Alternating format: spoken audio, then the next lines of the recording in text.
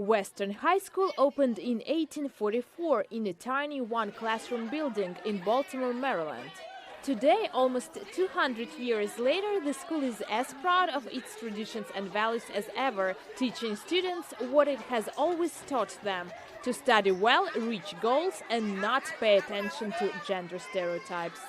Single-sex education for young women shows them that you have what it takes to lead, that you can do mathematics, that STEM is for you.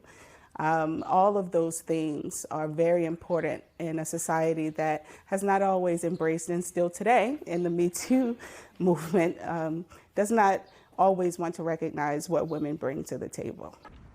Western High School alumni have gone on to become politicians, scientists, astronauts, and Hollywood actresses at a time when feminism and gender equality weren't part of everyday life. Today, the school is as proud of its values and traditions as ever, especially so since single-sex education becomes more and more rare in the U.S. There are only about 1,000 such schools left in the country. Students of Western High School don't seem to be bothered by the very homogeneous makeup of classes. I think that being in an all-girls school, you learn even more how important it is to be surrounded by girls. We're open with each other. It's great sisterhood. It actually helped me as a person discover what I want and who I am. Because coming from a co-ed school, it's like you're always trying to please the boys so the boys can see you, be like, ooh, she's cute. Students say one is not competing with each other here. They help each other and call each other sisters. We have posters hanging on the wall that say, if your sister's crown had slid down, help her fix it, but do it so that no one notices. And this feeling of sisterhood, of sympathy and solidarity unites all of our girls.